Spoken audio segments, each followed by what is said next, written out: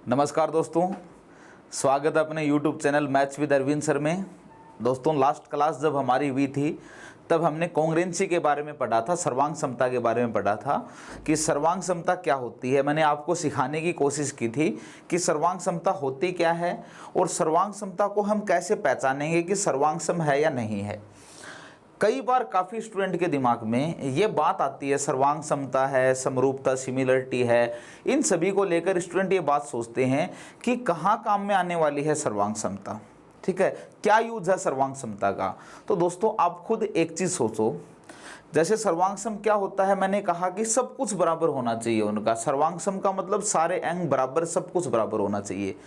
दोस्तों, जब कभी भी यदि आप ये सोचो कि सर्वांग समता का यूज क्या है, तो मैं यदि हमारे दैनिक जीवन की बात करूं, जैसे हम लिखते हैं, पेन से लिखते हैं और पेन की जब रिफिल ख़त्म हो जाती है, ठीक है, जब हमारे पेन की जब रिफ़िल ख़त्म हो जाती है तब हम उसमें रिफ़िल डालने की कोशिश करते हैं।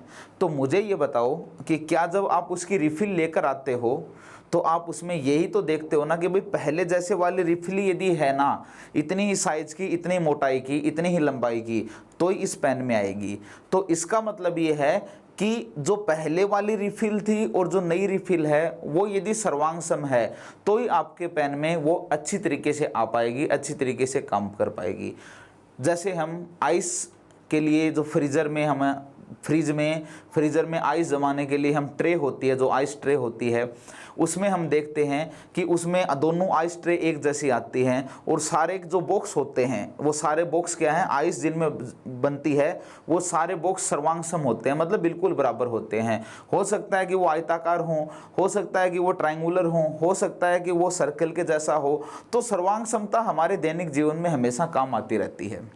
चलो, अब हम मैथमेटिक्स में हमारे पॉइंट ऑफ व्यू से बात करें तो ये मैंने आपको सर्वांग सम पहचानना मैंने कल की क्लास में बता दिया था और मैंने आपको ये बताया कि भाई सर्वांग समता का मैथमेटिक्स में यूज क्या है, ये हम अगली क्लास में डिस्कस करेंगे। तो आज की क्लास में हम सर्वांग समता का क्या यूज है, क्या अनुप्रयोग है, सर्वांग समता से हम क्या कर सकते हैं। देखो दोस्तों, जैसे कभी भी आज की क्लास का हम पॉइंट स्टार्ट करें कि जैसे पहला पॉइंट ये दे रखा है कि किसी त्रिभुज की यदि दो भुजाएं बराबर हैं तो उसके सम्मुख कोण भी बराबर होंगे।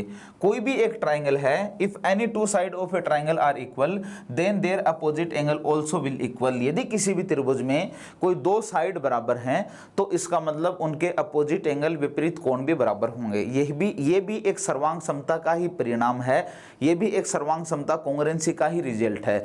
कैसे होगा मैं आपको ये बताना चाहूँगा। कोई भी एक ट्राइंगल है, एक ABC एक ट्राइंगल नाम दे दिया, तीन भुजाओं से घिरी हुई एक ये बंद आकृति है, इसकी दो साइड बराबर हैं। तो मान लिया हमने एक AB और AC साइड को हमने बराबर कर दिया। ये बात आपके दिमाग में चलती रहनी चाहिए कि यदि किसी भी त्रिभुज की दो भुजाएं बराबर हैं तो हम उस त्रिभुज को, उस ट्राइंगल को क्या नाम देंगे, हम उस ट्राइंगल को आइसोसेलेस ट्राइंगल कहेंगे, समद्विबाहु त्रिभुज कहेंगे। तो ये एक ट्राइंगल है, इस ट्राइंगल की ये दो साइड बराबर हैं। अब हमें प्रूव ये करना है कि इसके सामने का एंगल B और इसके सामने का एंगल C ये कैसे बराबर होंगे, क्योंकि यही तो हमारा पॉइंट है कि एंगल B = C कैसे होगा, एंगल B के बराबर एंगल C कैसे होगा। यही हमारा पॉइंट है कि किसी त्रिभुज की दो भुजाएं यदि बराबर हैं तो उनका अपोजिट एंगल, सम्मुख कोण कैसे बराबर होगा, इस पॉइंट को हमें क्लियर करना है। चलो दोस्तों, आगे क्या क्या यूज होंगे इसके मैं सारा डिस्कस करूंगा आपसे। तो पहले हम यदि बात करें कि ABC ट्राइंगल में ये एंगल A है, ये B है, ये C है, मुझे प्रूव करना है कि एंगल B = एंगल C कैसे, ये कैसे बराबर हैं, ये हमने कैसे बराबर कर दिया। तो देखो हमने क्या किया, ये एंगल A है, इस एंगल A से हमने एक एंगल बाइसेक्टर ले लिया, एक कोण द्विभाजक ले लिया। आपको याद हो तो हमने लास्ट क्लासों में ये सब बातें डिस्कस कर ली थी।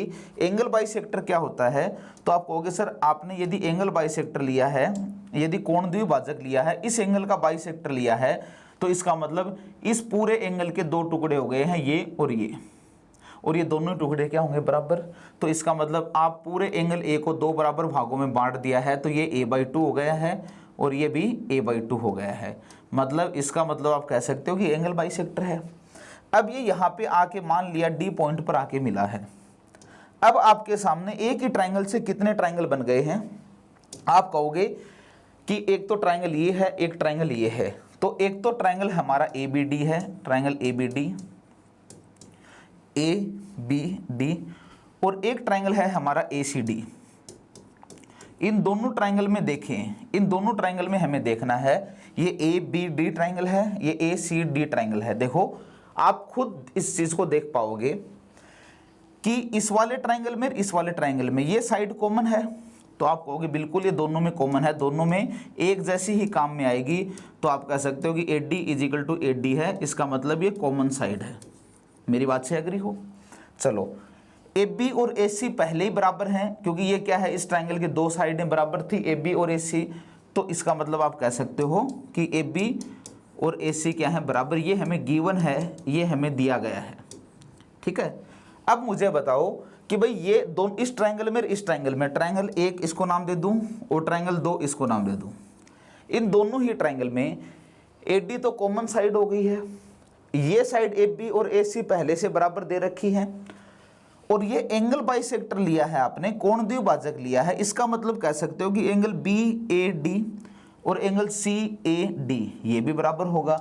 तो आप कह सकते हो कि angle B A D is equal to angle C A D, ये बराबर होंगे, क्योंकि ए डी क्या है, एंगल बाइसेक्टर है। आप मुझे बताओ कि क्या मैंने आपको ये बात सिखा रखी है क्या कि एक ये त्रिभुज है, एक ये त्रिभुज है, इन दोनों की ये साइड, एक एक साइड बराबर है, इसकी ये दूसरी साइड इसकी दूसरी साइड के बराबर है, और इन दोनों साइड के बीच का इंक्लूडेड एंगल ये भी बराबर है। तो आप कहोगे बिल्कुल आपने सिखाया है। ये कौन सी कॉन्ग्रुएंसी है? एस ए एस कॉन्ग्रुएंसी है, एस ए एस कॉन्ग्रुएंसी है, तो मतलब दोनों ट्रायंगल आपस में ये कॉन्ग्रुएंट हैं। तो ठीक वही बात हम यहाँ पे अप्लाई करें कि इस ट्रायंगल और इस ट्रायंगल में ए बी और ए सी बराबर है, ए डी इसलिए बराबर है क्योंकि कॉमन है, और इन बराबर साइडों के बीच का जो एंगल ए बाई टू है, तो आप कह सकते हो इसलिए angle A B D congruent होगा, सर्वांगसम होगा ट्रायंगल ए सी डी के। ये दोनों ट्रायंगल आपस में सर्वांगसम होंगे।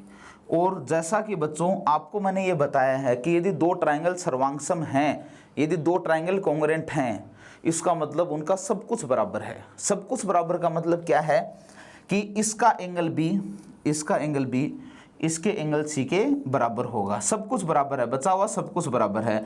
तो आप कह सकते हो कि इसलिए angle B is equal to क्या होगा, एंगल सी। यही हमें प्रूव करना था। तो आपने देखा कि यदि कोई भी एक ट्रायंगल ऐसा है जिस ट्रायंगल की दो साइड बराबर हैं, तो उन बराबर साइडों के सामने के कोण हमेशा क्या होंगे, बराबर होंगे। इस बात को याद रखना। समझ रहे हो मेरी बात? अब मुझे ये बताओ दोस्तों कि इस ट्रायंगल को आपने कॉन्ग्रुएंट प्रूव कर दिया है, सर्वांगसम प्रूव कर दिया है, तो आपने कह दिया कि बी और सी भी बराबर होंगे। अब यदि ये ट्रायंगल और ये ट्रायंगल बराबर कॉन्ग्रुएंट हैं, सर्वांगसम है, इसका मतलब सब कुछ इनके बराबर है। तो इसकी बची हुई ये साइड बी डी और इसकी बची हुई ये साइड सी डी, क्या ये भी बराबर होंगे क्या? तो आप कहोगे बिल्कुल B D is equal to क्या होगा, C D. B D is equal to क्या होगा, सी डी, ये भी बराबर होगा। ठीक है, एग्री हो मेरी बात से? तो अब आपने क्या सोचा है, फाइनल कंक्लूजन क्या निकल के आया है कि ये जो एडी है, ये एडी क्या था? आप कहोगे कि ये एडी हम एंगल बाइसेक्टर लेकर चले थे, कोण द्विभाजक लेकर चले थे। लेकिन अब ये एडी जब आपने ये सी डी और बी डी बराबर प्रूव कर दिया है, तो इसका मतलब अब क्या कहोगे कि इस आइसोसेलेस ट्रायंगल में, इस समद्विबाहु त्रिभुज में लिया तो हमने एंगल बाइसेक्टर था, कोण द्विभाजक लिया था, लेकिन ये एंगल बाइसेक्टर के साथ साथ ये किसका काम करने लग गया है? ये एंगल बाइसेक्टर के साथ साथ मीडियन का भी काम करने लग गया है, क्योंकि ये दोनों टुकड़े बेटा बराबर हो गए हैं। इसका मतलब ये डी मिड पॉइंट बन गया है। तो आप कहोगे कि भाई एडी जो था, ये एडी हमने एंगल बाइसेक्टर लिया था, कोण द्विभाजक लिया था, एंगल ए का एंगल बाइसेक्टर लिया था, लेकिन ये एंगल बाइसेक्टर के साथ साथ अब ये किसका काम करने लग गया? मीडियन का भी काम करने लग गया, मीडियन का काम करने लग गया है। चलो, अब एक चीज आपको और पहचाननी होगी दोस्तों, भाई ये और ये बराबर हैं, चलो दोनों ट्रायंगल जो हैं ये कॉन्ग्रुएंट हैं। आप मुझे ये बताओ कि आप इस एंगल को क्या आपको पता है? यदि पूरे ट्रायंगल के नजरिए से मैं देखूं कि ये पूरा ट्रायंगल है, आप मान लिया कि आप इस एंगल को आप देखते हो 70 डिग्री का, ठीक है, ये 70 डिग्री का है, तो ये भी 70 डिग्री का होगा। 70 कितने हो गए हैं? 140। 140 है तो ये पूरा ऊपर वाला कितने का बचा, 40 का बचा है। 40 का बचा है तो ये कितना होगा 20 डिग्री, और ये भी कितना होगा 20 डिग्री, क्योंकि ये लाइन एंगल बाइसेक्टर थी। क्लियर है मेरी बात। अब बेटा इंडिविजुअल ट्राइंगल पे आ जाओ, इस पर और इस पर, ये 20 है ये 70 है, 70 और 20 90 है, तो ये कितना होगा 90 होगा। आप इस पर आओ, ये 20 है ये 70 है, तो 20 और 70 90, तो ये कितना होगा बचा हुआ, ये 90 हो गया। ठीक है, चलो एक एग्जांपल और ले लेता हूं मैं, एक एग्जांपल मैं और ले लेता हूं आपको समझाने के लिए, क्योंकि आपका कंसेप्ट बहुत अच्छे से मैं क्लियर करने की कोशिश कर रहा हूं, और मेरा विश्वास है कि आप लोग बहुत अच्छे से इसको एंजॉय करोगे, बहुत अच्छे से समझोगे। आप इसको कुछ भी मान लो भाई, 90 तो मान नहीं सकते, 90 तो मान नहीं सकते, क्योंकि आपको पता है इसको 90 मान लिया तो ये भी 90 मानना पड़ेगा, तो इन दोनों एंगल का सम 180 हो जाएगा, तो तीसरा तो कुछ बचेगा ही नहीं, तो ऐसा तो पॉसिबल हो नहीं सकता। आप 90 से कुछ भी मान लेते हो कम, आप 80 मान लेते हो, ये 80 है तो ये 80 करना पड़ेगा, 80 और 80 160, ये तो पूरा कितना करना पड़ेगा 20 है तो उसमें 10 ये करना पड़ेगा और 10 ये करना होगा। आप देखो 10 और 80 90, तो ये ट्राइंगल 90 बचा, और 80 और 10 90, तो ये ट्राइंगल 90 बचा, ये एंगल 90 बचा। अब आप ये कह सकते हो कि कुछ भी एंगल हम अज्यूम कर रहे हैं, तो ये 90 डिग्री आ रहा है, ये 90 डिग्री आ रहा है, और वर्टेक्स से यदि कोई भी लाइन खींचें और वो यदि 90 डिग्री का एंगल बनाए सामने वाली साइड पर, तो हम उस लाइन को क्या कहेंगे कि वो लाइन परपेंडिकुलर है, या एल्टीट्यूड बोल सकते हैं, शीर्ष लंब है। तो आपने देखा कि एडी था तो ये एंगल बाइसेक्टर, लेकिन ये मीडियन भी बन गया, और साथ के साथ ये क्या बन गया है, ये परपेंडिकुलर बन गया है, या मैं कहूँ एल्टीट्यूड बन गया है, एल्टीट्यूड बन गया। मेरी बात क्लियर है।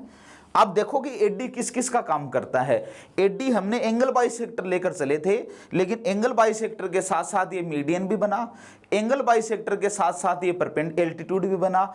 एक और देखो, आप ये बताओ कि आप इधर से देखोगे एडी एक ऐसी लाइन है कि जिसने दो बराबर भागों में भी डिवाइड कर दिया और इस पर 90 डिग्री का कोण भी बना दिया। आपको यदि मैंने सिखाया है कभी, तो आपको मैंने ये बात जरूर सिखाई है ज्योमेट्री में, जब हम साइड परपेंडिकुलर बाइसेक्टर पढ़ रहे थे, भुजा लंबसम द्विभाजक पढ़ रहे थे, तो मैंने आपको ये बताया था कि साइड परपेंडिकुलर बाइसेक्टर क्या होता है, सामने वाली साइड को दो बराबर भागों में भी डिवाइड कर देता है और साथ के साथ उस पर 90 डिग्री का कोण भी बनाता है। और इन दोनों ही बातों को, सामने वाली साइड को दो बराबर भागों में बांटना और परपेंडिकुलर 90 डिग्री का कोण बनाना, इन दोनों ही बातों को ये एडी सेटिस्फाई कर रहा है। तो आप कहोगे सर इसका मतलब ये एडी क्या है, ये angle bisector, sorry side perpendicular bisector भी है, भुजा लंबसम द्विभाजक है, साइड परपेंडिकुलर बाइसेक्टर भुजा लंबसम द्विभाजक है। अब फाइनल कंक्लूजन हमारा ये निकला कि यदि किसी भी आइसोसेलेस ट्रायंगल में, यदि किसी भी समद्विबाहु त्रिभुज में एक ऐसा त्रिभुज जिसकी दो भुजाएं बराबर हों, तो उस त्रिभुज को हम आइसोसेलेस ट्रायंगल समद्विबाहु त्रिभुज कहेंगे। तो किसी भी आइसोसेलेस ट्रायंगल में यदि आप एंगल बाइसेक्टर लेते हो, यदि आप एंगल बाइसेक्टर लेते हो, एडी को यदि आपने एंगल बाइसेक्टर लिया था, शुरुआत में आपने एडी को एंगल बाइसेक्टर लिया था, कोण समद्विभाजक लिया था, लेकिन ये एंगल बाइसेक्टर के साथ साथ ये एडी एल्टीट्यूड का परपेंडिकुलर का काम करने लग गया, ये एडी मीडियन का काम करने लग गया, ठीक है, और ये एडी साइड परपेंडिकुलर बाइसेक्टर भुजा लंबसम द्विभाजक का भी काम करने लग गया। तो आप ये कह सकते हो, इस बात को हमेशा याद रखना कि आइसोसेलेस ट्रायंगल में समद्विबाहु त्रिभुज में कोण द्विभाजक एंगल बाइसेक्टर का भी काम कर, एंगल बाइसेक्टर कोण द्विभाजक मीडियन का भी काम करता है, वही मीडियन होती है, वही साइड परपेंडिकुलर बाइसेक्टर होती है, और वही एल्टीट्यूड होता है। तो ये बात हमेशा याद रखना दोस्तों। इस बात का एक और भी रिजल्ट मैं आपको बताऊंगा, ये बात हमेशा याद रखना कि आइसोसेलेस ट्रायंगल में समद्विबाहु त्रिभुज में यदि हम कोई एंगल बाइसेक्टर लेंगे, यदि कोण द्विभाजक लेंगे, तो वो एंगल बाइसेक्टर के साथ साथ वो साइड परपेंडिकुलर बाइसेक्टर भी होगा, वो एल्टीट्यूड भी होगा, वो मीडियन भी होगा, मतलब तीनों चारों चीजें जो हमने पढ़ी थी वो सब कुछ होगा, ठीक है। और हुआ किसकी मदद से है, हमने ये प्रूव किसकी मदद से किया है, ये हमने कॉन्ग्रुएंसी की मदद से किया है, सर्वांग समता को देखकर किया है। तो ये सर्वांग समता का यूज था कि हमने सर्वांग समता पढ़ी ना, हमने कॉन्ग्रुएंसी पढ़ी, हमने ये प्रूव कर दिया कि ये ट्रायंगल और ये ट्रायंगल दोनों क्या है, कॉन्ग्रुएंट है, सर्वांग सम है, तभी तो ये इतने सारे रिजल्ट आए हैं। क्लियर है मेरी बात। दोस्तों यदि मेरी बात क्लियर है तो अब आप फिर ये भी बता सकते हो, यदि मैं इसको हटा देता हूं, इस पूरे को मैं हटा देता हूं, तो एक बहुत इंपॉर्टेंट कंक्लूजन भी आपके सामने आएगा, जिसमें आप हो सकता है पहले कभी कंफ्यूज रहे होंगे, लेकिन मेरा मानना है कि आज के बाद नहीं रहोगे। आप ये बताओ कि ये कोई भी एक ट्रायंगल है, एबीसी एक ट्रायंगल है, ध्यान से समझना, एबीसी ट्रायंगल है। अच्छा, जब भी इन सेंटर का नाम आता है, जब भी इन सेंटर का नाम आता है, अंतः केंद्र का नाम आता है, तो आपके दिमाग में आता है कि कोई भी त्रिभुज है, उसके तीनों एंगल बाइसेक्टर, तीनों कोण द्विभाजक जिस बिंदु पर मिले हैं, तो वो बिंदु क्या होगा, इन सेंटर। मतलब इन सेंटर किस पर बनता है, एंगल बाइसेक्टर पर बनता है, क्लियर है, कोण द्विभाजक पर बनता है। जब कभी भी ऑर्थो सेंटर आता है तो आपको पता है ऑर्थो सेंटर के लिए क्या करते हैं, शीर्ष से सामने वाले साइड पर परपेंडिकुलर डालते हैं, तो ये जो परपेंडिकुलर है ये एल्टीट्यूड जो होता है इसी पर ही ऑर्थो सेंटर बनता है। चलो, तीसरा हमने पढ़ा था सरकम सेंटर, कि कोई भी त्रिभुज है उसका साइड परपेंडिकुलर बाइसेक्टर, भुजा लंब समद्विभाजक, तीनों भुजा लंब समद्विभाजक जिस पॉइंट पर काटते हैं वो पॉइंट क्या कहलाता है, सरकम सेंटर कहलाता है। तो इसका मतलब जो सरकम सेंटर बनता है वो किस पर बनता है, वो साइड परपेंडिकुलर बाइसेक्टर पर बनता है। एक हमने पढ़ा था बेटा क्या, सेंट्रोइड, सेंट्रोइड बोलूं या ग्रेविटी सेंटर बोल दूं, ग्रेविटी सेंटर, तो वो किस पर बनता है, किसी भी त्रिभुज की तीनों मीडियन जहां इंटरसेक्ट करते हैं, तीनों माध्यिकाएं जहां इंटरसेक्ट करती हैं, तो वो सेंट्रोइड कहलाता है, वो ग्रेविटी सेंटर कहलाता है। इसका मतलब सेंट्रोइड या ग्रेविटी सेंटर बनेगा वो किस पर बनेगा, वो मीडियन पर बनेगा, माध्यिका पर बनेगा। आप देखो कि यदि कोई ये आइसोसेलेस ट्राइंगल है, यदि एक समद्विबाहु त्रिभुज है, आपने एंगल बाइसेक्टर लिया, ये पहले ही हम प्रूव कर चुके हैं कि एंगल बाइसेक्टर है तो ये मीडियन भी है, ये एल्टीट्यूड भी है, ये साइड परपेंडिकुलर बाइसेक्टर है, सब कुछ है। तो इसका मतलब आप ये कह सकते हो कि इसका मतलब इन सेंटर पर भी इसी पर बनेगा। इसका मतलब ये कह सकते हो कि सरकम सेंटर भी इसी पर बनेगा। इसका मतलब आप कह सकते हो कि ऑर्थो सेंटर भी इसी पर बनेगा, और इसका मतलब आप कह सकते हो कि ग्रेविटी सेंटर, गुरुत्व केंद्र भी इस पर बनेगा। तो अब इस बात को याद रखना, समद्विबाहु त्रिभुज में आइसोसेलेस ट्रायंगल में एक ही लाइन के ऊपर इन सेंटर अंतः केंद्र होता है, उसी पर ही सरकम सेंटर होता है, उसी पर ही ऑर्थो सेंटर होता है, और उसी पर ही ग्रेविटी सेंटर होता है। यही बात हमें प्रूव करनी है। मतलब चारों के चारों जो सेंटर होते हैं वो समद्विबाहु त्रिभुज में चारों सेंटर एक ही लाइन पर होते हैं। ठीक है, इस बात को याद रखना हमेशा कि समद्विबाहु त्रिभुज में आइसोसेलेस ट्रायंगल में चारों जो सेंटर हैं, चारों जो केंद्र हैं, वो एक ही लाइन पर होते हैं। याद रख लोगे, क्लियर है। आगे चलें, चलो आगे के पॉइंट पर हम डिस्कस करें। इसने कहा कि यदि किसी त्रिभुज में सबसे बड़ी भुजा के सामने का कोण, किसी त्रिभुज में सबसे बड़ी भुजा के सामने का कोण सबसे बड़ा होता है और इसका विलोम भी सत्य है। मतलब ये कहना चाहता है कि कोई भी ट्रायंगल है, उस ट्रायंगल में सबसे बड़ी, देखो ये हमने प्रूव कर लिया है कि किसी ट्रायंगल में दो साइड बराबर हैं तो उनके सामने के कोण भी बराबर होंगे। अब अगला पॉइंट ये दे रखा है कि किसी ट्रायंगल में यदि एक साइड सबसे बड़ी है, सबसे बड़ी साइड है, तो उसके सामने का कोण सबसे बड़ा होगा। ठीक है भाई, जैसे हम पहले बात करते आए थे ना, देखो पहले भी ऐसी बात आई थी, तो मैंने आपको ये बात बताई थी कि आगे हम इस पॉइंट को प्रूव करेंगे कि बराबर भुजाओं के सामने के कोण बराबर होते हैं, बड़ी साइड के सामने का कोण बड़ा होता है, छोटी साइड के सामने का कोण छोटा होता है। वही हम यहाँ प्रूव करने जा रहे हैं कि सबसे बड़ी साइड के सामने का कोण सबसे बड़ा होता है। ध्यान से समझने की कोशिश करना। अब हमें प्रूव करना कि कैसे होता है। प्यारे बच्चों, हमने कोई भी एक ये ट्रायंगल ले लिया, थोड़ा सा मैंने बड़ा बनाया है ताकि आप लोगों को बेहतर से समझ में आए। ABC एक ट्रायंगल है, ABC एक त्रिभुज है। चलो, इस ABC ट्रायंगल में मान लिया कि हमने AC जो है वो सबसे लार्जेस्ट साइड है, मतलब तीनों साइड में सबसे बड़ी साइड जो है वो क्या है, AC है। अब इसलिए हमें प्रूव क्या करना है, हमें प्रूव ये करना है दोस्तों कि इस सबसे बड़ी साइड के जो सामने का कोण B है, ये B जो है ये इस साइड के सामने के कोण से बड़ा होगा। मतलब हमें प्रूव करना है कि एंगल B जो है वो बड़ा होगा किससे, एंगल C से। यही तो हमें प्रूव करना है कि किसी भी त्रिभुज में सबसे बड़ी भुजा के सामने का कोण सबसे बड़ा होता है। तो देखो दोस्तों, हमने क्या किया, इस साइड पर, इस AC साइड पर कोई भी एक पॉइंट D ले लिया, और D पॉइंट इस टाइप से लिया है कि ये AD, जितनी ये AB है ना, इतना ये AD है। भाई ये साइड तो सबसे बड़ी है, मतलब ए बी से भी बड़ी है। इस साइड ए सी पर कोई भी पॉइंट डी ले लिया और इस तरीके से लिया कि A B is equal to क्या है, A D. A B is equal to A D है, A B is equal to A D. ये हमने कंस्ट्रक्ट किया है, ये हमने रचना की है, तो आप ऐसा लिख सकते हो कि रचना की है कि A B is equal to A D. चलो दोस्तों, यदि बी और डी को मैं मिला देता हूं, बी और डी को मिला दिया है, कोई दिक्कत? जैसे ही बी और डी को मैंने मिलाया, आपने देखा कि ट्रायंगल ए बी डी बन गया है, त्रिभुज ए बी डी बन गया है, और इस त्रिभुज में ए डी और ए बी बराबर हैं। तो थोड़ी देर पहले हमने पॉइंट पढ़ा है कि यदि दो साइडें बराबर हैं तो इसके सामने का ये कोण जितना होगा, इसके सामने का ये कोण भी जितना होगा, ये दोनों एंगल बराबर होंगे। क्लियर है मेरी बात? अब देखो, कोई भी एक त्रिभुज है, उस त्रिभुज में यदि दो एंगल बराबर हैं तो क्या वो 90-90 के हो सकते हैं? तो आप कहोगे बिल्कुल नहीं हो सकते, क्योंकि तीन कोणों का सम 180 होता है। दो एंगल को आप 180 कैसे मान सकते हो? भाई एक को 90 है तो दूसरे को 90 करना पड़ेगा, तो दो का सम 180 हो जाएगा, इसका मतलब तीसरा तो 0 होगा, तो ऐसा तो ट्रायंगल बनेगा ही नहीं, फिर तो ट्रायंगल पॉसिबल ही नहीं है। तो देखो ये बात कन्फर्म है, थोड़ा सा समझने की कोशिश करना, हल्का सा आपको दिमाग यूज करना पड़ेगा। आप मैं सिर्फ एग्जांपल से क्लियर कर दूंगा, थ्योरी लिखने की जरूरत नहीं है। आप देखो एबीडी ट्रायंगल है, एबीडी ट्रायंगल में एबी और एडी को हमने बराबर ले लिया है, हमने ऐसी रचना की है, ये दोनों बराबर हैं, तो इसके सामने का ये एंगल और इसके सामने का ये एंगल बराबर है।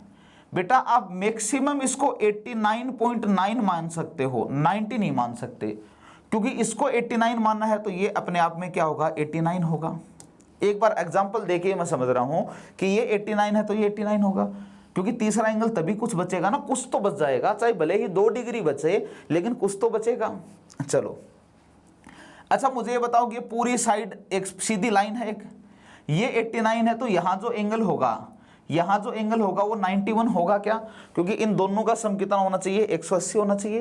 ये 89 है तो ये 91, मतलब ये बात क्लियर है कि इसको 90 तो मान नहीं सकते, इसको 90 नहीं मान सकते, 89.9 मान सकते हो, तो ये 90.1 बन जाएगा, लेकिन इससे ये बड़ा होगा, ये जो एंगल है ये इससे बड़ा होगा। चलो आप मुझे ये बताओ कि क्या हमने ऐसी थ्योरी पढ़ी है क्या कि कोई भी एक त्रिभुज है, उसमें एक साइड को यदि आगे बढ़ा दिया तो ये जो एक्सटर्नल एंगल है ये इंटरनल अपोजिट एंगल के सम के बराबर होता है, अंतः अभिमुख कोणों के योग के बराबर होता है, इसके और इसके सम के बराबर होगा ये। चलो ये थ्योरी दोस्तों आपने पढ़ी है, तो अब हम यहाँ पे एक छोटी सी बात क्लियर करें कि 89 है, ये 89 है, तो इसका और इसका सम कितना होना चाहिए, 89 होना चाहिए। इस एंगल का और इस एंगल का जो सम है, जो योग है, वो 89 आना चाहिए। तो कोई तो कहेगा कि सर इसको 88 कर दो भाई, 88 इसको करेंगे तो एक तो इसको करना ही पड़ेगा, ठीक है, 88 इसको करेंगे तो एक करना पड़ेगा, क्योंकि इन दोनों का सम कितना है, 89 है। इसको 88 करोगे तो इसको एक करना पड़ेगा। ये जैसे ही एक होगा तो 89 + 1, ये पूरा एंगल 90 का बन जाएगा, 90 का बनेगा, और ये कितना है, 88 का है। तो मुझे बताओ कि पूरा एंगल बी जो है क्या इस एंगल सी से बड़ा आया है? ठीक है, दोबारा देख लो कि भाई ये दोनों साइड बराबर हैं, तो इसका मतलब ये एंगल आप 90 नहीं मान सकते, आप मैक्सिमम 89.9 मान सकते हो। मैंने 89 ले लिया कि ये 89 है तो भैया ये 89 होगा, क्योंकि ये दोनों साइडें बराबर हैं। अब किसी भी ट्रायंगल में आप ट्रायंगल बी सी डी को देखो कि किसी भी ट्रायंगल में एक साइड को आगे बढ़ाने पर external angle internal opposite angle के सम के बराबर होता है। तो आपको पता है कि जो ये 89 है, ये जैसे मैं इसको एंगल 1 नाम दे दूं, इसको एंगल 2 नाम दे दूं, तो ये जो 89 है ये किसके बराबर है? तो आप कहोगे सर एंगल 1 + एंगल 2 के बराबर है। एंगल 1 + एंगल 2 के बराबर है, मतलब इन दोनों एंगल का सम 89 लेना है। तो आप इसको मैक्सिमम कितना मान सकते हो? आप 88.9 मान सकते हो, है ना। एक बार के लिए इंटीजर में मान लेते हैं कि 88 है, ये 88 है तो ये 1 डिग्री होगा, और ये 1 डिग्री हो गया तो पूरा एंगल बी कितना बना, तो 89 + 1 डिग्री कितना, 90, और ये कितना है, 88 है। तो इसका मतलब बताओ कि एंगल बी बड़ा हो गया ना, किससे, एंगल सी से। इसलिए यही हमें प्रूव करना था कि एंगल बी बड़ा होगा किससे, एंगल सी से। मेरी बात को बहुत अच्छे से क्लियर हो गई है, ऐसा मेरा विश्वास है। यदि नहीं भी समझ में आया आप वीडियो को दोबारा पॉज करके देखो, हर एक पॉइंट आपका क्लियर होना चाहिए दोस्तों। पहले दिन से मैं एक ही बात कह रहा हूं कि ज्योमेट्री का कोई भी ऐसा पॉइंट नहीं होना चाहिए जो आपको नहीं आए। कि ऐसा क्यों होता है, तो हमने 2 पॉइंट डिस्कस किए हैं। एक पॉइंट तो ये डिस्कस किया है कि आइसोसेलेस ट्रायंगल में, समद्विबाहु त्रिभुज में एंगल बाइसेक्टर कोण द्विभाजक जो होता है वही परपेंडिकुलर लंब होगा, वही मीडियन होगी, वही साइड परपेंडिकुलर बाइसेक्टर होगा, सब कुछ। एक हमने ये प्रूव किया है कि यदि किसी त्रिभुज की 2 भुजाएं बराबर हैं तो उनके सामने के कोण भी बराबर होंगे, ये भी हमने प्रूव कर लिया है। ये तीसरा पॉइंट हमने ये प्रूव किया है कि कोई भी एक त्रिभुज में जो सबसे बड़ी साइड है उसके सामने का कोण सबसे बड़ा होगा। तो इसका मतलब आप ये कह सकते हो कि फिर तो सर सबसे छोटी साइड के सामने का कोण सबसे छोटा होगा। बिल्कुल होगा भाई, ठीक है, ये क्लियर हो चुका है, मेरा ऐसा विश्वास है। नहीं भी क्लियर हुआ है तो वीडियो को दोबारा पॉज करके देखिए। अगला पॉइंट यह है, समद्विबाहु त्रिभुज में यदि किसी शीर्ष से सम्मुख भुजा पर कोण समद्विभाजक डाला जाए तो यह उस पर लंब भी होगा। ये हम पहले प्रूव कर चुके हैं दोस्तों कि कोई भी एक आइसोसेलेस ट्रायंगल है, समद्विबाहु त्रिभुज है, इसमें यदि आप क्या डालते हो, सम्मुख भुजा पर कोण समद्विभाजक एंगल बाइसेक्टर डालते हो तो ये उस पर लंब भी होगा, एल्टीट्यूड भी होगा। ये इस पर एल्टीट्यूड भी होगा, लंब भी होगा दोस्तों। ये इसके ऊपर मीडी से मीडियन का काम भी करेगी ये, साथ के साथ ये साइड परपेंडिकुलर बाइसेक्टर का काम भी करेगी। आपने डाला क्या था, आपने एंगल बाइसेक्टर डाला था, कोण समद्विभाजक डाला था, एंगल बाइसेक्टर डाला, लेकिन ये एंगल बाइसेक्टर किस किस का काम कर गया है, इन चारों का काम कर गया है। और इस बात को भी याद रखना कि आइसोसेलेस ट्रायंगल समद्विबाहु त्रिभुज में, ये आइसोसेलेस ट्रायंगल समद्विबाहु त्रिभुज में चारों जो सेंटर होते हैं, इन सेंटर अंतः के अंदर, ऑर्थो सेंटर लंब के अंदर, सरकम सेंटर परी के अंदर और ग्रेविटी सेंटर गुरुत्व के अंदर, ये चारों सेंटर एक ही लाइन पर होते हैं, ठीक है। तो चलो, अच्छा दोस्तों, मुझे एक चीज और बताओ, थोड़ा सा इसी में हम एक पॉइंट और आपसे डिस्कस करना चाहते हैं कि जैसे हमारे दिमाग में कई बार ऐसे क्वेश्चन आ जाते हैं, चलो जिस टाइम पर हम पढ़ रहे हैं हो सकता है कि उस टाइम पर कोई क्वेश्चन नहीं आए, लेकिन यदि हम बाद में कभी सोचते हैं तो ऐसी कहानी भी हो सकती है कि आप कहोगे कि सर आपने कहा है कि आइसोसेलेस ट्रायंगल समद्विबाहु त्रिभुज में यदि आप साइड परपेंडिकुलर एंगल बाइसेक्टर लेते हो तो वो सभी का काम करता है, एल्टीट्यूड मीडियन सभी का काम करता है। लेकिन दोस्तों एक बात भी ध्यान रखना, एंगल बाइसेक्टर मतलब कोण समद्विभाजक, तो एंगल ए का भी बाइसेक्टर तो ऐसे आएगा, बी का बाइसेक्टर ऐसे आएगा ना बेटा, बी का बाइसेक्टर, एंगल बी का बाइसेक्टर ऐसे जाएगा, कोण द्विभाजक ऐसे जाएगा। तो वो बराबर वो काम नहीं करेगा। इन दोनों साइडों के बीच का, ये दोनों साइडें यदि बराबर हैं तभी तो वो लाइन क्या मीडियन प्रूव हुई है, तभी तो वो लाइन एल्टीट्यूड प्रूव हुई है। तो इन बराबर साइडों के बीच से यदि कोई एंगल बाइसेक्टर लेना तो वो काम करता है। आप यदि ये कहो कि आप एंगल बी की बात करो, एंगल बी ये है, इसका बाइसेक्टर ऐसे जाएगा, तो इसमें ये साइड और ये साइड बराबर नहीं है, इसलिए ये काम नहीं करेगा, सिर्फ इन बराबर साइडों के बीच का। क्लियर है? तो यदि ये बात क्लियर है, इस बात को याद रखना, ये बहुत इंपॉर्टेंट चीजें हैं। आपको हो सकता है थोड़ा सा बोर कर रही होंगी, लेकिन मेरा विश्वास है कि आप यदि इंटरेस्ट लेकर पढ़ रहे हो तो आप बिल्कुल बोर नहीं हो रहे हो। दोस्तों मैं बात करूं थोड़ा सा, मैं इस पॉइंट से हटके मैं बात करता हूं कि समबाहु त्रिभुज क्या होता है, इक्विलेटरल ट्रायंगल क्या होता है। तो आप कहोगे सर ऐसा त्रिभुज, इक्विलेटरल ट्रायंगल समबाहु त्रिभुज, आपने हमें पहले सिखाया है कि ऐसा त्रिभुज जिसकी तीनों भुजाएं बराबर हों तो वो क्या होगा, वो समबाहु त्रिभुज होगा, वो इक्विलेटरल ट्रायंगल होगा। तो दोस्तों मैं बताऊं कि ये दोनों साइड बराबर हैं, ये दोनों साइड बराबर हैं। आप एंगल बाइसेक्टर लोगे, कोण द्विभाजक लोगे, तो इसका मतलब दोनों साइड बराबर हैं, कोण द्विभाजक लिया तो यही लाइन मीडियन होगी, यही लाइन क्या होगी, angle bisector sorry side perpendicular bisector होगी, और यही लाइन क्या होगी, एल्टीट्यूड होगी। ये दोनों साइड भी बराबर हैं। आपने यहाँ पे इसका एक एंगल बाइसेक्टर लिया तो ये दोनों साइड बराबर हैं, एंगल बाइसेक्टर ले लिया तो यही लाइन मीडियन होगी, मीडियन मान लो। आपका मन करे तो एंगल बाइसेक्टर वो सॉरी साइड परपेंडिकुलर बाइसेक्टर मान लो, आपका मन हो तो एल्टीट्यूड मान लो। यहाँ से लेंगे तो यहाँ से वो लाइन ऐसे आई है, ये दोनों साइड बराबर हैं। आपने एंगल बाइसेक्टर लिया, लेकिन यही एंगल बाइसेक्टर होगा, यही मीडियन होगा, यही एल्टीट्यूड होगा, यही साइड परपेंडिकुलर बाइसेक्टर होगा। और मुझे ये बताओ कि तीनों इस पॉइंट पर इंटरसेक्ट किया है, तो यदि कोई विद्यार्थी, यदि कोई स्टूडेंट इन लाइनों को एंगल बाइसेक्टर मानेगा, कोण द्विभाजक मानेगा, तो वो कहेगा सर तीनों कोण द्विभाजक जहां पे प्रतिच्छेद करते हैं तो वो क्या कहलाता है, इन सेंटर कहलाता है, अंतःकेंद्र कहलाता है। कोई स्टूडेंट इनको यदि साइड परपेंडिकुलर बाइसेक्टर मानेगा, भुजालंब समद्विभाजक मानेगा, तो इसका मतलब कहोगे कि तीनों भुजालंब समद्विभाजक जिस बिंदु पर इंटरसेक्ट करते हैं वह बिंदु सर्कमसेंटर होता है, परिकेंद्र होता है। कोई स्टूडेंट इन्हें एल्टीट्यूड मानेगा, शीर्षलंब मानेगा कि ये शीर्षलंब है, ये भी शीर्षलंब है, ये भी शीर्षलंब है, एल्टीट्यूड मानेगा, तो तीनों शीर्षलंब जिस पॉइंट पर इंटरसेक्ट करते हैं वो ऑर्थोसेंटर होता है, लंब केंद्र होता है।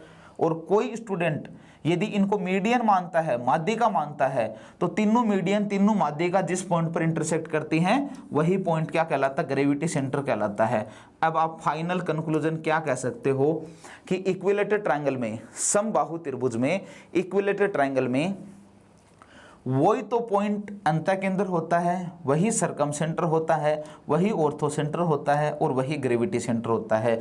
मतलब समबाहु त्रिभुज में चारों सेंटर एक ही बिंदु पर होते हैं, एक ही पॉइंट को माना जाता है। समबाहु त्रिभुज है तो आप यदि उस पॉइंट को इन सेंटर बोल रहे हो तो वही सर्कम सेंटर होगा, वही ऑर्थो सेंटर लंब केंद्र होगा और वही ग्रेविटी सेंटर गुरुत्व केंद्र होगा। तो ध्यान रखना, समद्विबाहु त्रिभुज में, आइसोसेलेस ट्रायंगल में चारों सेंटर एक लाइन पर होते हैं और समबाहु त्रिभुज में, इक्विलेटरल ट्रायंगल में चारों सेंटर एक ही पॉइंट पर होते हैं, एक ही बिंदु पर होते हैं। जो इन सेंटर है वही सर्कम सेंटर है, वही ऑर्थो सेंटर है, वही ग्रेविटी सेंटर है। क्लियर है? आपको मैंने बहुत अच्छे से क्लियर करवाने की कोशिश की है। मेरा विश्वास है कि आप जरूर समझ पाए होंगे और ये पॉइंट समझ गए हो तो नेक्स्ट पॉइंट पर चलते हैं। देखो नेक्स्ट पॉइंट ये है, त्रिभुज के तीनों लंबों का योग उसकी तीनों भुजाओं के योग से छोटा होता है। कोई भी एक ट्रायंगल है, ये कहना चाहता है, मैं बता देता हूं कि क्या बताना चाहता है ये, कि कोई भी एक ट्रायंगल है, इस ट्रायंगल को ABC नाम दे दिया, एक शीर्ष लंब ये है, एक एल्टीट्यूड ये है AD, एक एल्टीट्यूड शीर्ष लंब ले लिया BE और एक एल्टीट्यूड शीर्ष लंब ले लिया CF। तो ये कहना चाहता है कि ये तीनों एल्टीट्यूड जो हैं, तीनों शीर्ष लंब जो हैं AD, BE और CF, तीनों जो एल्टीट्यूड हैं, तीनों जो शीर्ष लंब है, इनका जो सम होता है ये इसकी तीनों भुजाओं AB, BC और CA, इन तीनों भुजाओं के योग से छोटा होता है। इस बात को याद रखना। त्रिभुज के तीनों शीर्ष लंबों का योग इसकी तीनों भुजाओं के योग से छोटा होता है। या आप ये भी कह सकते हो कि किसी भी त्रिभुज में उसके तीनों शीर्ष लंबों का योग उसके परिमाप से छोटा होता है, क्योंकि तीनों साइड का सम का मतलब क्या है, तो आप कहोगे तीनों साइडों के सम का मतलब है परिमाप या पैरामीटर। क्लियर है? चलो अब इसको कैसे प्रूव करेंगे हम, ये प्रूव करना बहुत आसान है। आप एक जर्नल सा एग्जाम्पल देखो, आप एक छोटा सा एग्जाम्पल हम ले लें, इसी से काम चल जाएगा, हटाने की जरूरत नहीं है। आप ये बताओ कि आपके कमरे में जैसे बीच में फैन लगा हुआ है, एक पंखा लगा हुआ है, या फिर मैं ये कहूँ कि यदि हमें हाइट लेनी होती है, किसी भी चीज़ की हम हाइट लेते हैं, हाइट का मतलब क्या होता है कि ऊपर से लेके बिल्कुल सीधी आई है, ये हाइट है। ठीक है, हाइट का मतलब क्या है कि ऊपर से लेकर बिल्कुल नीचे तक जो बिल्कुल सीधी लाइन आई है वो हाइट है। ठीक है, क्या हाइट कभी ऐसे टेढ़ी हो सकती है? नहीं हो सकती।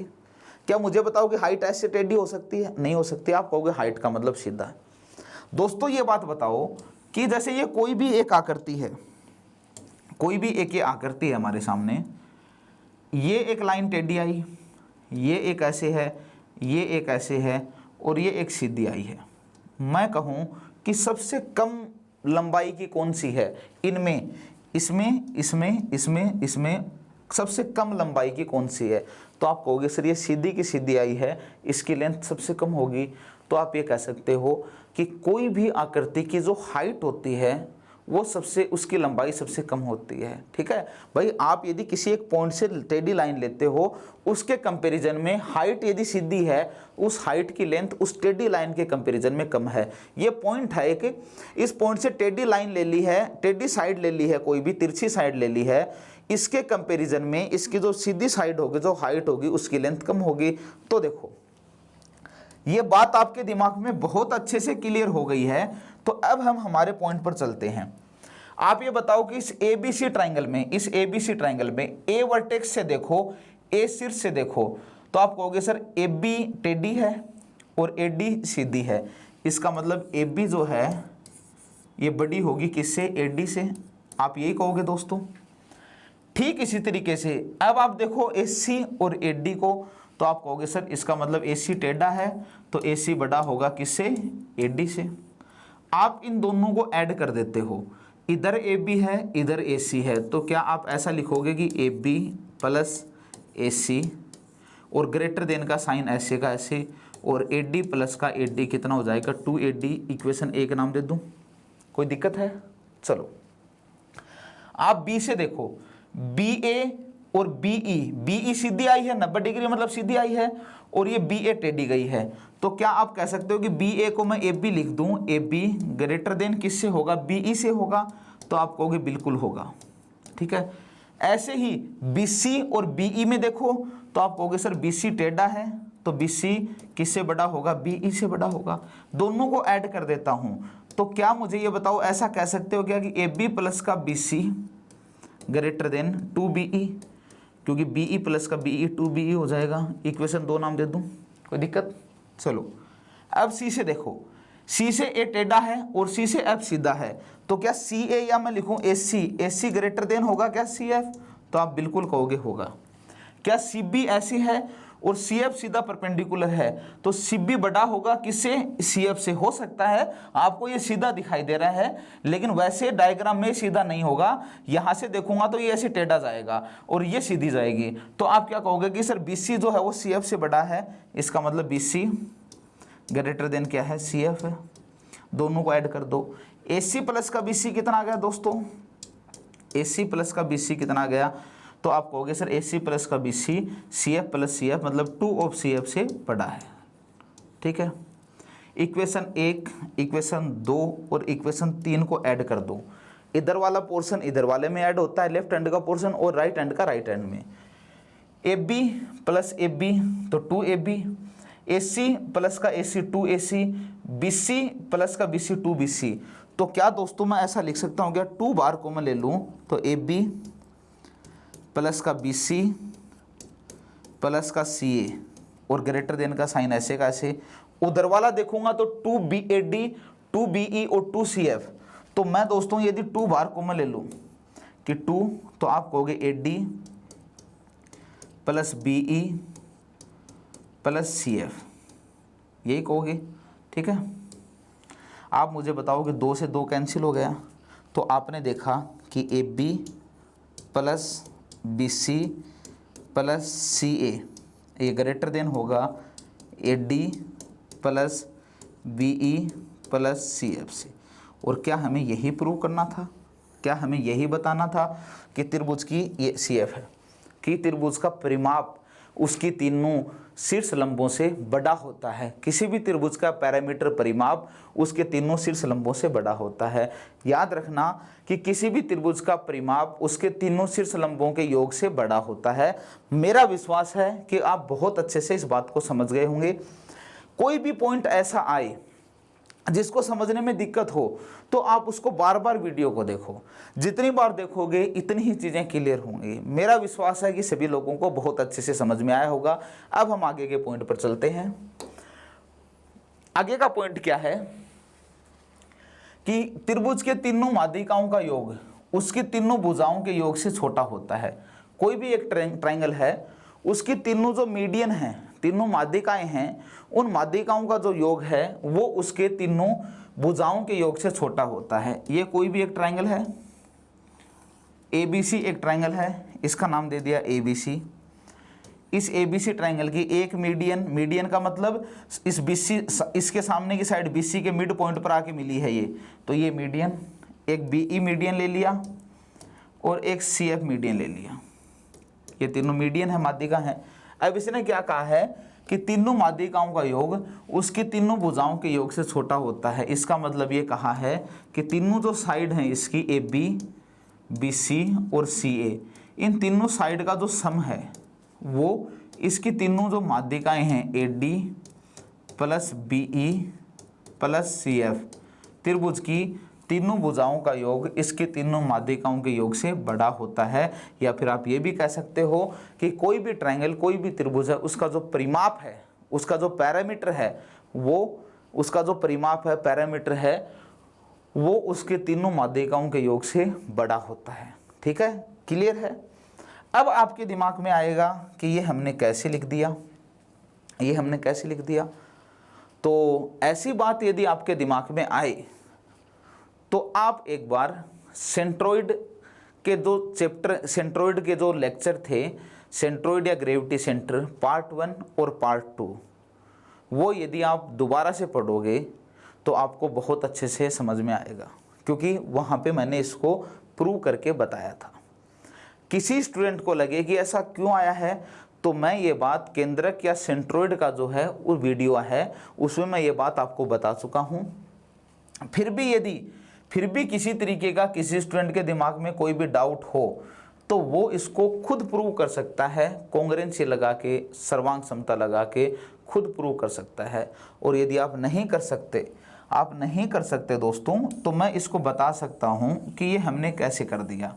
तो देखो, क्योंकि कई बार दिमाग में याद आता है ना कि नहीं भाई हम क्यों करें, है ना, हम क्यों करें, अपने आप करवा दो सर। क्यों भाई, आपके दिमाग में भी ऐसा आता होगा कि हम ऐसा क्यों करें। तो देखो, चलो मैं करवा देता हूँ। कोई भी दोस्तों एक ट्रायंगल है और इस ट्रायंगल का नाम है ABC। इस BC साइड का मिड पॉइंट है ये D जो है ये मिड पॉइंट है BC का। आप यदि A से D को मिला देते हो, इसका मतलब शीर्ष से सामने वाले साइड के मिड पॉइंट को मिला दिया, तो ये मीडियन बन गई माध्यिका। हमने क्या किया दोस्तों, जितनी ये AD है उतना ही मैंने इसको आगे बढ़ा दिया, ABCD BECF और H तक बढ़ा दिया। ठीक है, क्लियर है। हमने क्या किया, जितना ये AD है उतना ही मैंने आगे बढ़ा दिया, मतलब AD जो है ये किसके इक्वल है, DH के इक्वल है। ठीक है, ये हमने रचना की है, आपके लिए लिख देता हूँ, क्योंकि आप ये भी कह दोगे कि हम ये भी नहीं लिखेंगे, तो मैं सारा पॉइंट लिख देता हूँ। रचना कर लिया, AD और DH बराबर है। दोस्तों यदि ये बराबर है और आप C को और H को मिला देते हो,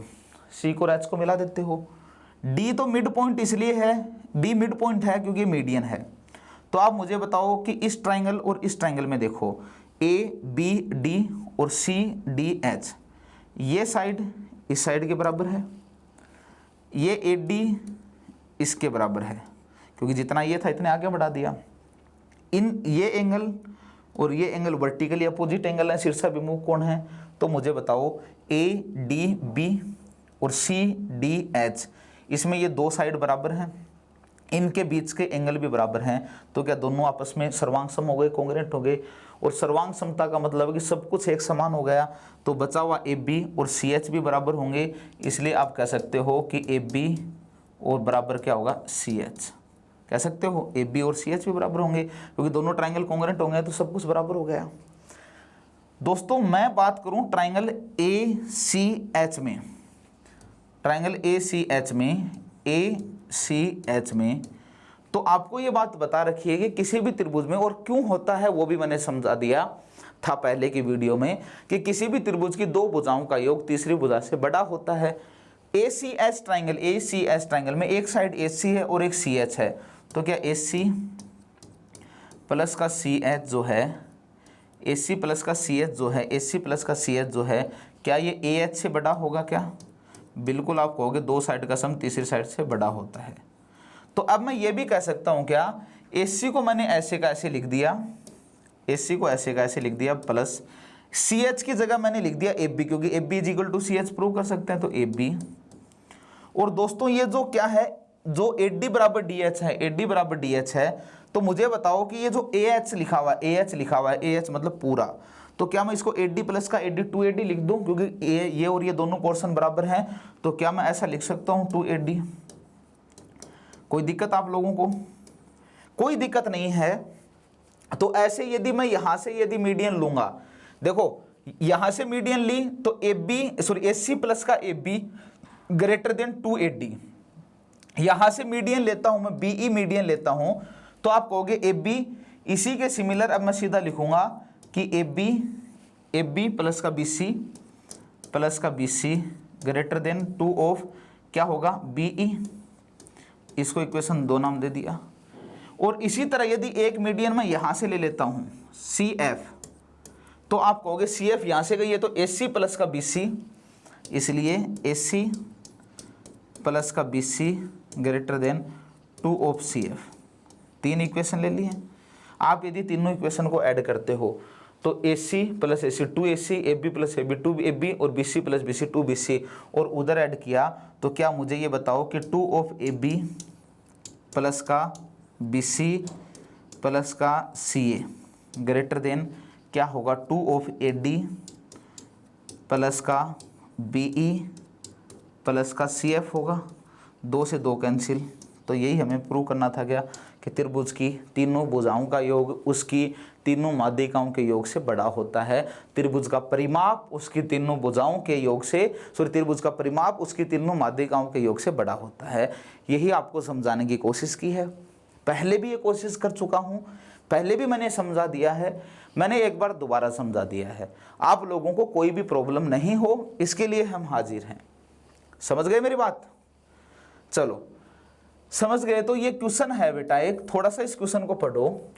यदि किसी त्रिभुज में किसी कोण का समद्विभाजक सम्मुख भुजा को समद्विभाजित करता है, सम्मुख भुजा को समद्विभाजित कर देता है, मतलब मीडियन भी है, तो वह त्रिभुज होगा। मुझे बताओ कि कोई भी ऐसा ट्राइंगल जिसने आप एंगल बाइसेक्टर लिया और उसने मीडियन का भी काम कर दिया तो वह कौन सा त्रिभुज होगा? तो आप कहोगे वह समद्विबाहु त्रिभुज होगा। क्लियर है? कर चुके हैं? इस तरीके से क्वेश्चन बन जाते हैं, जो बेसिक पॉइंट है उन पर क्वेश्चन बन जाते हैं। ठीक है, चलो अगला क्वेश्चन। किसी समद्विबाहु त्रिभुज एबीसी में ए बी बराबर ए सी है, भुजा बी ए को डी तक इस प्रकार बढ़ाया गया कि A B is equal to A D है, तो कोण बी सी डी का मान क्या होगा? देखो थोड़ा सा सॉल्यूशन करते हैं इसका। ये क्या है कि एक थ्योरम भी है, एक थ्योरम की तरह भी हम इसको यूज करते हैं। हमने क्वेश्चन की तरह यूज कर लिया, हमें तो समझना है चाहे हम कैसे भी यूज करें। तो देखो कोई भी दोस्तों एक ट्राइंगल है, कोई भी एक इस तरीके से इसने ट्राइंगल जैसे हमने ले लिया कि ये एक ट्राइंगल है, इसको ए बी सी नाम दे दिया। क्या कहा है कि किसी समद्विबाहु त्रिभुज में A B is equal to A C है, मतलब ए बी और ए सी क्या है? बराबर हैं। दोस्तों ये बराबर है तो इसके सामने का ये एंगल यदि x है तो इसके सामने का ये एंगल भी x होगा क्या?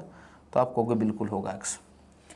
भुजा बी ए को, मतलब बी से ए की तरफ, बी ए को डी तक इस प्रकार बढ़ाया गया। देखो इस बी ए को आगे डी तक बढ़ा दिया, ठीक है, यहाँ तक डी तक बढ़ा दिया है। इस बी ए को डी तक बढ़ाया गया। पहली बात तो ये है कि जैसे ही बी ए को हमने आगे खिसकाया तो ये एक्सटर्नल एंगल बन गया, तो ये x है, ये x है, तो क्या ये 2x होगा क्या? तो आप कहोगे बिल्कुल होगा। इस प्रकार से बढ़ाया कि A B is equal to A D है, ए बी ये is equal to A D, मतलब ये और ये बराबर हैं। दोस्तों ए बी बराबर ए सी पहले ही दे दिया क्योंकि समद्विबाहु त्रिभुज है, और बी ए को आगे बढ़ाया डी तक है, तो इसका मतलब हम कह सकते हैं कि A B is equal to A D हो गया। तो मुझे बताओ कि ए बी ए सी के बराबर है, ए बी ए डी के बराबर है, तो इसलिए क्या A C is equal to A D हो गया क्या? A C is equal to ये इज इक्वल टू ये, और आप इसको और इसको मिला देते हो, ठीक है, आप इसको और इसको मिला देते हो दोस्तों। तो मुझे बताओ अब इस ट्राइंगल को देखो ए सी डी को, इसमें ये और ये बराबर हैं, तो इसके सामने का ये एंगल यदि y है तो इसके सामने का ये एंगल भी y होगा। दोस्तों ये y है, ये y है, इसमें ये y है, ये y है, और इस वाले ट्राइंगल की साइड को आगे बढ़ाया तो क्या ये 2y होगा? 2y होगा, बिल्कुल होगा। ये y और एक्सटेंडेड एंगल ये 2y। तो मुझे ये बताओ कि यदि ये 2y है, अब आपका ध्यान सिर्फ पॉइंट ए पर रहना चाहिए कि पॉइंट ए पर क्या हो रहा है। पॉइंट ए पर यदि हम देखें तो पॉइंट ए पर एक सीधी लाइन बन रही है और इस लाइन के ए की तरफ बने हुए एंगल का सम 2x और 2y। तो आप कहोगे कि सर 2x प्लस का 2y is equal to 180 degree होगा। तो 2 कॉमन ले लूँ तो x plus y is equal to 90 degree होगा, और x plus y is equal to 90 degree देखा तो आपने देखा कि ये x है, ये y है, तो इस एंगल को क्या बोलेंगे? B C D.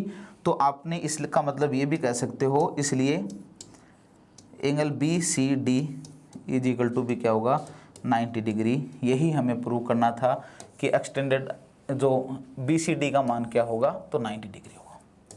ठीक है, और इस पॉइंट को याद भी रखना कि यदि किसी भी समद्विबाहु त्रिभुज में दो साइड बराबर हैं, एक साइड को आगे इतना बढ़ाया कि वो A B is equal to A D हो गया, तो ये जो एंगल बनेगा ये कितने डिग्री का होगा 90 डिग्री का होगा।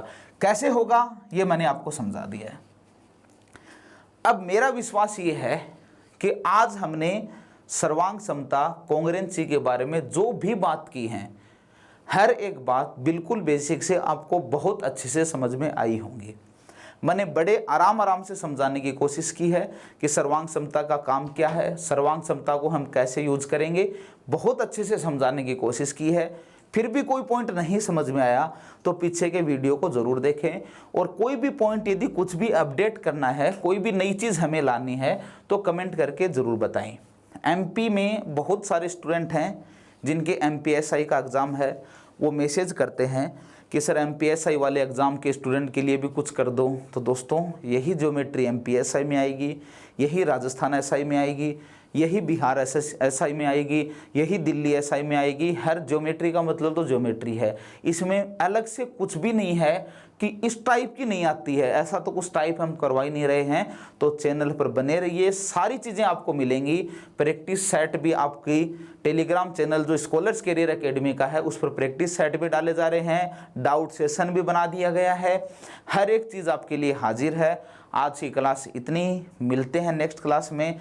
आज की क्लास कैसी रही ज़रूर बताएं। आज के लिए इतना ही, थैंक यू।